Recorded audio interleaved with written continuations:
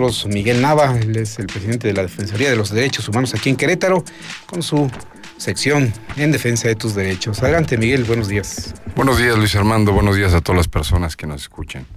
Estamos a 2 días de celebrar el 5º aniversario de la Reforma Constitucional de Derechos Humanos de 10 de junio del 2011. Esta reforma, que marca un antes y un después en la Constitución política actual, la de 1917, tiene como eje principal poner en el centro de cualquier decisión que tome el Estado, me refiero al Estado en sus 3 órdenes de gobierno, a la persona humana, en donde dice de manera textual ese artículo primero, párrafo segundo, que las normas relativas a los derechos humanos se interpretarán de conformidad con la Constitución, los tratados internacionales en la materia, favoreciendo en todo tiempo a las personas la protección más amplia. Pues esto a 5 años sigue siendo un anhelo frustrado, porque aunque también dice el artículo primero en su párrafo tercero muy ampliamente que todas las autoridades en el ámbito de sus respectivas competencias tienen la obligación de promover, de respetar, de proteger y garantizar los derechos humanos bajo principios de universalidad, que esto quiere decir que son para todas y para todos, de interdependencia. Los derechos humanos no son absolutos, van concatenados, son interdependientes con otros derechos, como puede ser el derecho humano al agua, es interdependiente con el derecho humano a la salud o el derecho humano a la vida. Indivisibles, que no es lo mismo ser una persona humana que una persona moral, aunque la Corte ha interpretado de manera absurda que los mismos derechos tiene una persona humana que una empresa, una persona moral, un ente público o privado, y también bajo el principio de progresividad. Y este principio de progresividad implica que todas las decisiones que se tomen, las leyes que se emitan, que se aprueben en el ámbito local o en el ámbito federal, no pueden dar marcha atrás a lo que ya se ha ganado en materia de derechos humanos, pero nos hemos dado cuenta cómo inclusive en el ámbito federal, senadores de la República, diputados federales, no se diga legisladores locales en Querétaro, claramente van en una manera retrógrada, van retrocediendo en lo que es esta reforma constitucional a derechos humanos. Qué pena que tengamos que celebrar este 5º aniversario diciendo que nuestras autoridades son las que violan estos derechos humanos, las que no permiten la materialización de esta reforma, y ejemplos tenemos mucho. Apenas el día 16 de mayo de este año, hace menos de un mes, publicó el presidente de la República unas reformas al Código de Justicia Militar y al Código de Procedimientos Penales Militar, en donde en un precepto dice que los militares, a través del Ministerio Público, sus tribunales militares, pueden solicitar una orden de cateo a establecimientos privados donde hay civiles,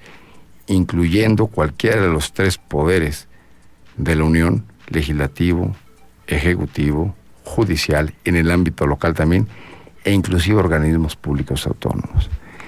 Qué absurdo que sean nuestros propios representantes los que faculten al ejército, que debe tener labores de seguridad nacional, y si no hay guerra o conflicto armado, deben estar en los cuarteles, porque así lo manifiesta la propia Constitución, y hemos sido objeto como país de muchas recomendaciones en el ámbito internacional para que los militares no hagan funciones de policía, pero hay que reconocer que gracias a los militares, me refiero a los del ejército mexicano, a los de la Marina, a los de la Fuerza Aérea, hay condiciones de gobernabilidad en muchos lugares del país donde la delincuencia organizada prácticamente posee todas las funciones de gobierno, y gracias a nuestro ejército mexicano y a nuestros marinos se ha conservado esa gobernabilidad y ese endeble Estado de Derecho. Ellos tampoco creo que quieran estar haciendo funciones de policía civil y sustituyendo estos por la gran corrupción e impunidad que existe. Pero es absurdo, repito, que el Congreso de la Unión, las legislaturas de los estados, puedan permitir que esto exista, una invasión de competencia, porque los tribunales militares obedecen a un mandato del secretario de la Defensa Nacional, quien es el máximo jefe de estos militares, y el secretario de la Defensa Nacional es un subordinado del presidente de la República, porque el presidente de la República, en términos constitucionales, es el jefe supremo de las Fuerzas Armadas y representante del Poder Ejecutivo. Entonces, los tribunales militares y el Ministerio Público Militar son parte